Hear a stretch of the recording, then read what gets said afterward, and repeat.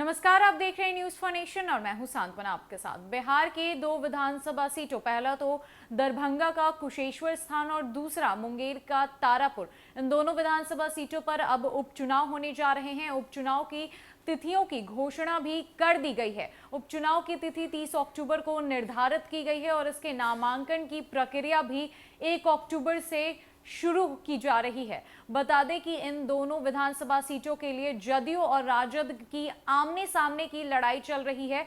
जदयू और राजद में उपचुनाव को लेकर जंग छिड़ी हुई है। अब ये उपचुनाव राजनीति का समीकरण बैठाएगी। बता दें कि जहां एक तरफ जदयू अपनी दोनों सीटों को किसी भी हाल में खोना नहीं चाहेगी, तो दूसरी तरफ राजद ये बिल्कुल नहीं चाहता कि जदयू उन पर दोबारा कब्जा जमाए।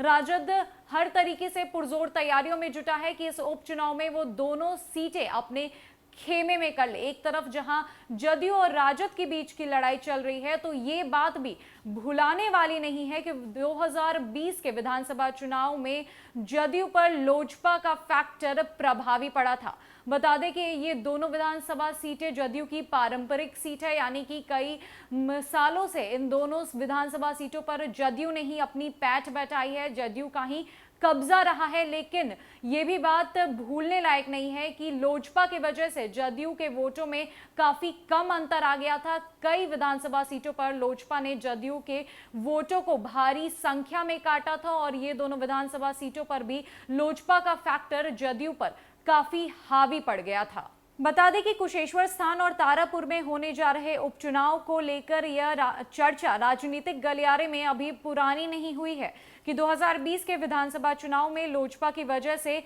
इन दोनों सीटों पर जदयू की जीत का अंतर काफी कम हो गया था, जबकि दोनों सीटें जदयू के लिए पारंपरिक सीट के रूप में शुमार है। कुशेश्वर स्थान का गणित कुछ इस तरह रहा है कि 2020 में यहां जदयू और कांग्रेस के बीच सीधी टक्कर थी। यहां से लगातार जीतने वाले शशिभूषण हजारी स्वाभाविक रूप से जदयू के प्रत्याशी थे, जबकि महागठबंधन की ओर से कांग्रेस के अशोक कुमार प्रत्याशी थे। जदयू के प्रत्याशी को 39.55% वोट मिले थे, जबकि कांग्रेस के प्रत्याशी को 34.26% वोट मिले थे।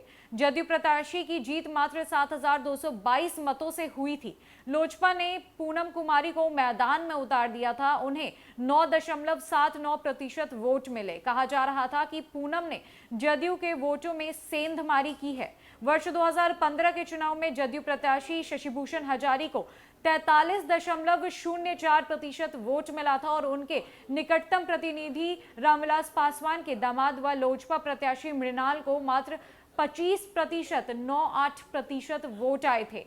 वर्ष 2010 में भी शशिभूषण हजारी ने लोजपा को यहां से हराया था, रामचंद्र पासवान हार गए थे तब।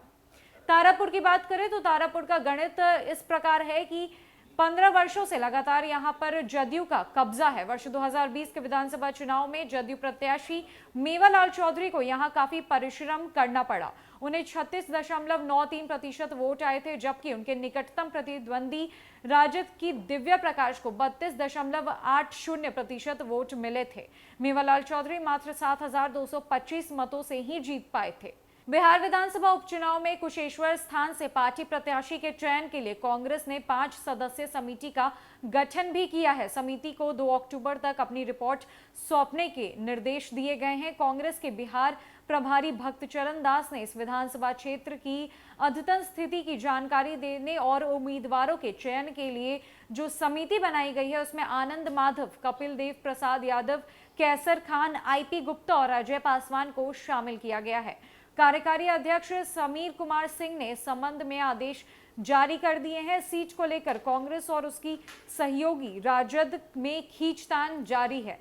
हालांकि कांग्रेस का दावा है कि यह सीट 2020 चुनाव में उसके पास थी, लिहाजा उपचुनाव में भी इस सीट का पहला अधिकार उसका बनता है। बता दें कि जहां एक तरफ महागठबंधन के भीतर खाने भी आपसी खींचतान चल रही है, राजद किसी भी कीमत पे दोनों विधानसभा सीटों पर अपना कब्जा जमाना चाहती है और राजद का कहना है कि कांग्रेस सीट तो ले लेती है, चुनाव भी लड़ लेती है, पर चुनाव जीत नहीं पाती है। इसलिए राजद ने यह मूड बना लिया है कि वो दोनों विधानसभा सीटों पर खुद चुनाव लड़ेगी और इनमें से कोई भी सीट वो कांग्रेस के हाथों में नहीं सौंपेगी। इस तरफ लोजपा के चिराग गुट की बात करें तो चिराग पासवान भी उपचुनाव को लेकर तैयारियों में जुट गए हैं। चिराग पासवान ने भी ऐलान कर दिया है कि वो बिहार के दोनों विधानसभा सीटों पर होने वाले उपचुनाव में अपने उम्मीदवारों को मैदान में उतारेंगे। अब देखना यह होगा कि क्या इस बार भी पिछले विधानसभा चुनाव की तरह जदयू पर लोजपा फैक्टर हावी होगा या फिर लोजपा फैक्टर हावी नहीं होगा। अभी के लिए बस इतना ही है। नकाई अपडेट्स के लिए हमारे साथ जुड़े रहे न्यूज़ फॉर नेशन में। नमस्कार।